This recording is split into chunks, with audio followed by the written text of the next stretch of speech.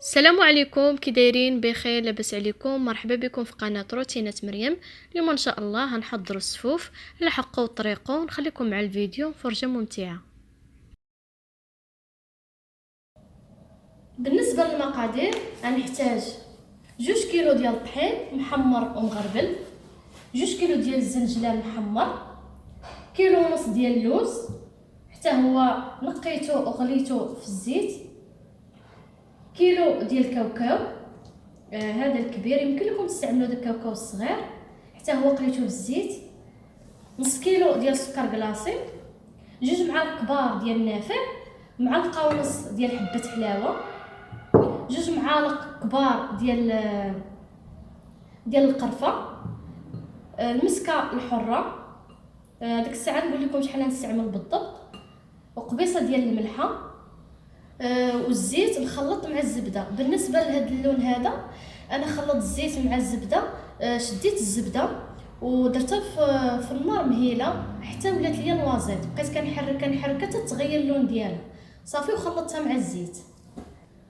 اول حاجه ندير بالنسبه للزنجلان واللوز والكاوكاو غنطحن نص الكميه ديالهم والنص الاخر غنخليه صحيح.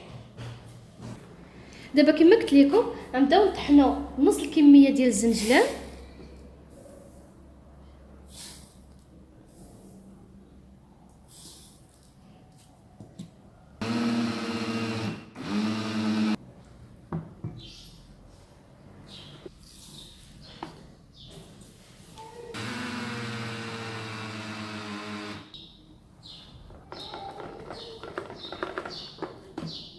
من بعد ما طحنت نص الكميه ديال الزنجلان نفس الشيء غندير الكاوكاو.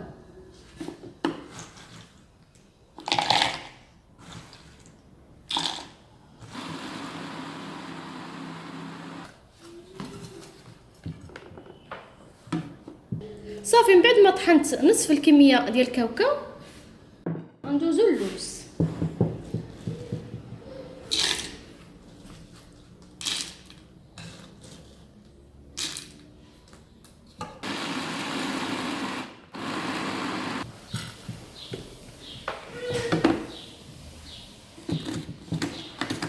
بالنسبه للوز انا غير نهرمشو ما نطحنوش مزيان.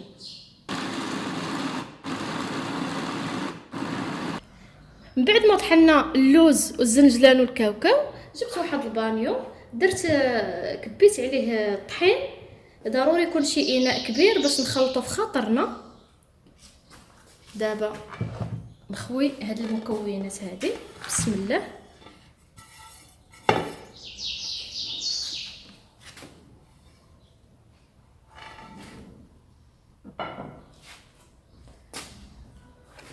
نضيفوا هاد اللوز اللي خلينا صحيح،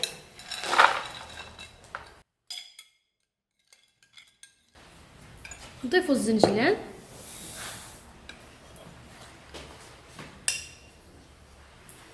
كاوكاو،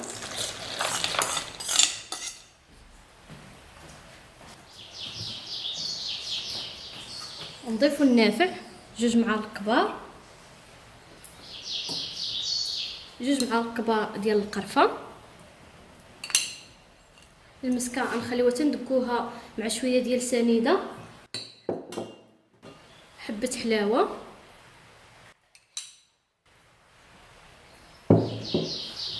وقبيصه ديال الملحه. ضروري الملحه غير شويه في سلو.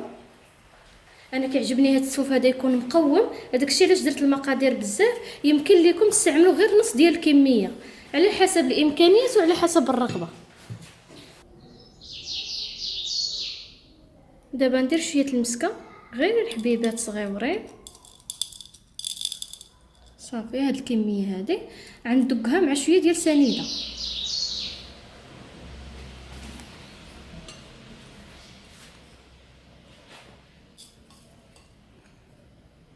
صافي، وندقها شويه.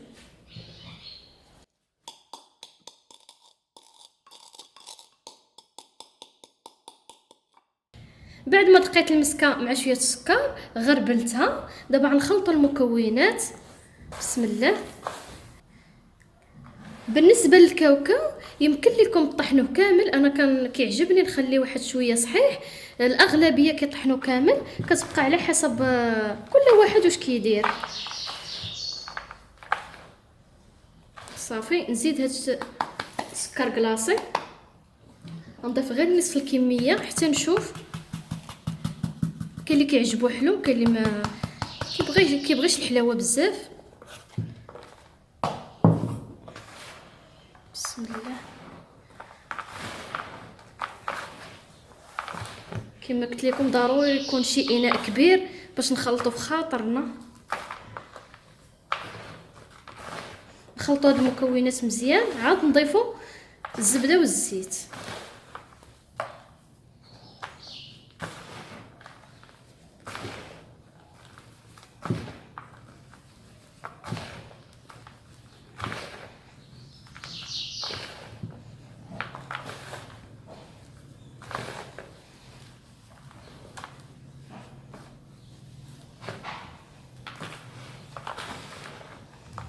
صافي من بعد ما خلطنا المكونات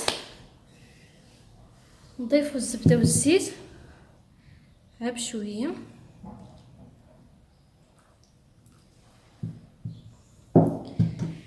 ويمكن لكم تضيفوا حتى العسل، شي 4 المعالق كبار. انا ما كنستعملوش حيت العسل كينشف السفوف، ما كيخليه الناس ميدم. انا كيعجبني السفوف يكون معلك. دابا نخلط هاد الزيت هذا حتى نشوف القياس اللي بغيت.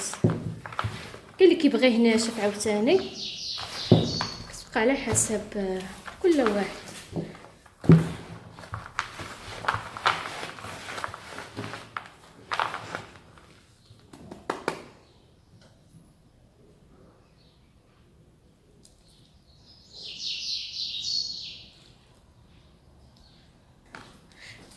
بالنسبه للزبده ضروري الزبده تكون اللي كناكلو تكون ديال الماكله باش كيجينا السفوف بنين. ما نستعملوش العاديه ديال الطاسه، ضروري ما تكون هذيك ديال العبار باش كتعطينا واحد اللذه للسفوف. صافي انا بالنسبه ليا راه هذا هو القوام اللي كنبغي، كيجيني معلك. واللي بغى ينقص من الزيت والزبده ينقص، ماشي مشكل. صافي والله الا سخفني هاد السفوف. هاد السفوف ديالنا من بعد ما وجد كيجي معلك وكيجي بنين بزاف. نتمنى الوصفه ديال اليوم تعجبكم. ما تنساوش الاشتراك في القناه وتابوناو الا كنتو مازال ما اشتركتوا. بسلام عليكم.